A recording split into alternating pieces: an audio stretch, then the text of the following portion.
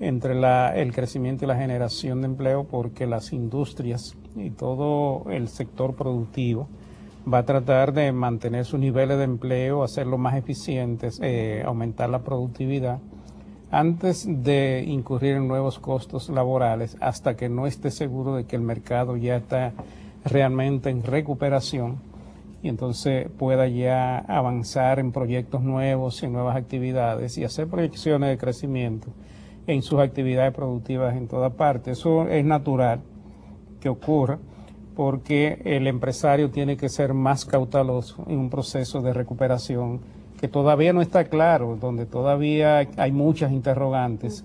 Todavía no se sabe al final si se va a consolidar ese proceso o si vamos a tener nuevas perturbaciones en el desenvolvimiento de la economía mundial.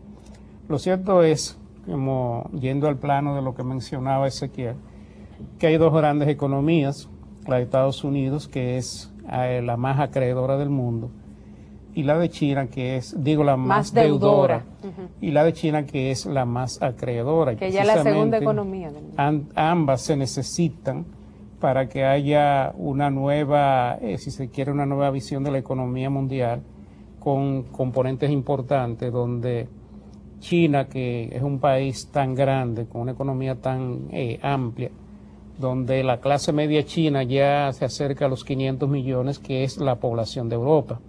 Esto significa que el peso de China en el mercado internacional hay que tomarlo en consideración en todos los sentidos, ya sea para lo que tiene que ver con la oferta o la producción, como con la demanda. Y lo que haga o no haga China va a ser algo que se va a sentir en la economía mundial de alguna manera. Entonces, esto es una realidad que se está viviendo por primera vez.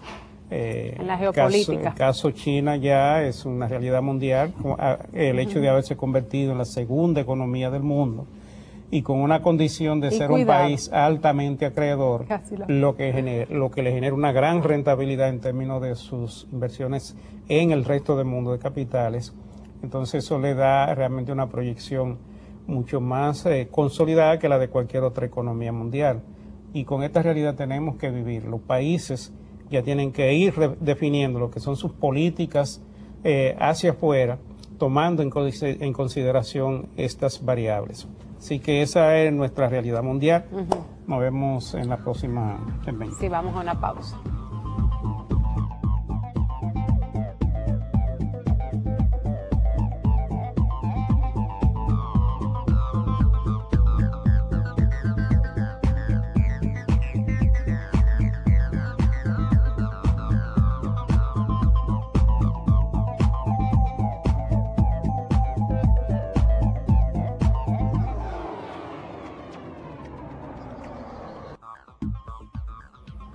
Amigos y amigas de Agenda Económica, yo quiero hacer una precisión, y es que en la prensa de hoy leí un artículo del economista, ex gobernador del Banco Central, Carlos Despradel, que se refería al desempeño de la economía durante el primer semestre enero-junio, y donde destacaba que efectivamente los sectores que están empujando el crecimiento económico son los vinculados a la demanda interna, agropecuaria, manufactura, construcción, comercio, servicios, telecomunicaciones, y que las actividades conexas a la demanda externa, llámese minería por el tema Falcon Bridge, toda la parte de la zona franca, sobre todo el área textil, pues presentan un decrecimiento en ese primer semestre.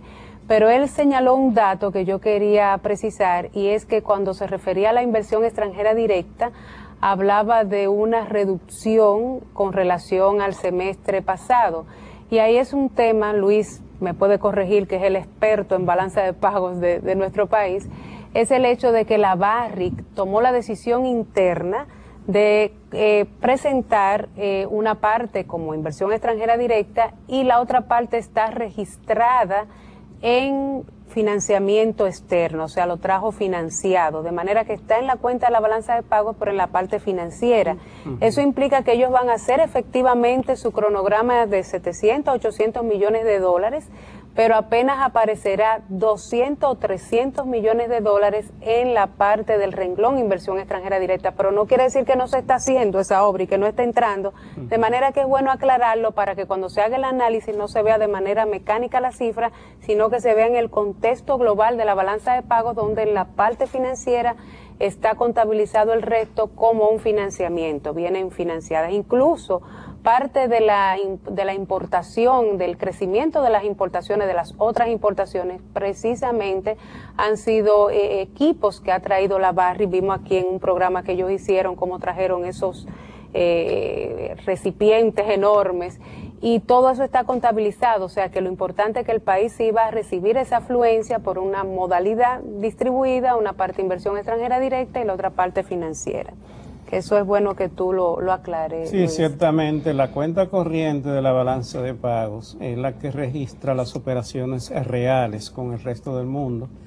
Esto se refiere a la cuenta de bienes, la cuenta de servicio, la cuenta de renta de la inversión y la cuenta de transferencias o remesas. Estas 4 partidas, 2 de ellas son positivas y 2 de ellas son negativas. El resultado neto es lo que te da el resultado final de la cuenta corriente de la balanza de pago. Obviamente, la balanza de pago es una cuenta de carácter contable y hay que equilibrarla.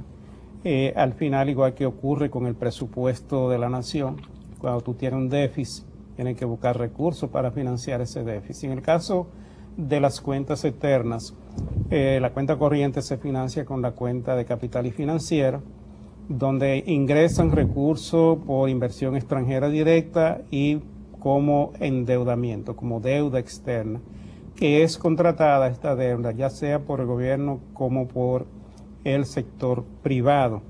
En este caso, lo que hubo fue un cambio de estrategia de financiamiento por parte de la Barrick Gold, que decidió no traer el capital directamente como inversión extranjera, sino financiarse, buscar capitales en el resto del mundo para cubrir una parte de los recursos que va a utilizar en el desarrollo del proyecto. Esto es algo normal, no es algo extraordinario. Los inversionistas tienen siempre la opción de hacer aportes directos en un proyecto o buscar capitales en el mercado internacional, dependiendo de cuáles sean las situaciones y cuál sea el ambiente y que sea más conveniente para el desarrollo del proyecto. Las expectativas de inversión extranjera que incluían lo que iba a ser el aporte de capital de la inversión extranjera directa por parte de la Barrick Gold, obviamente no van a ser las mismas, no se van a cumplir, pero sí van a ingresar los capitales en forma de deuda externa de carácter privado, que no es malo. Porque los países se endeudan. Y si la deuda es contraída por el sector privado, no hay nada objetable, ni siquiera cuando es el sector público, siempre que se haga un buen uso de los recursos. La diferencia entre la deuda privada externa y la deuda pública externa es el uso de los recursos. En este caso, obviamente una empresa como esta, con el carácter que tiene, una empresa con las dimensiones a nivel mundial, no es verdad que se va a embarcar en un endeudamiento que no sea productivo, que no sea rentable para el desarrollo de su proyecto. Así que esa es la realidad, no hay nada extraordinario, simplemente un cambio de estrategia por parte de una empresa. Y ellos tienen todo el derecho. Que en principio anunció que iba a ser una inversión de carácter directo, que iba a traer capitales directos como aporte de capital para desarrollar el proyecto, y finalmente ha decidido endeudarse, buscar capital en el mercado internacional para cubrir esas inversiones, lo cual no quiere decir que no va a ser rentable, ni que no sea positivo, ni que no sirva para financiar el resultado de las cuentas corrientes de la balanza de pagos. No, y aún así, Luis, con esa estrategia de la Barrick, se proyecta un ingreso por concepto de inversión extranjera directa superior a los 2.200 millones de dólares al cierre del año. O sea que en este entorno internacional, señores, que vengan más de 2.000 millones de dólares en inversión extranjera directa, es un aval de lo que es la seguridad de estos inversores, en la confianza en la economía, en la estabilidad macroeconómica y con un horizonte de mediano y largo plazo. Estamos hablando de una inversión de muy largo plazo, donde ya está proyectado que se incorpore a finales del año que viene con un aporte en exportaciones de por encima de $1.000 millones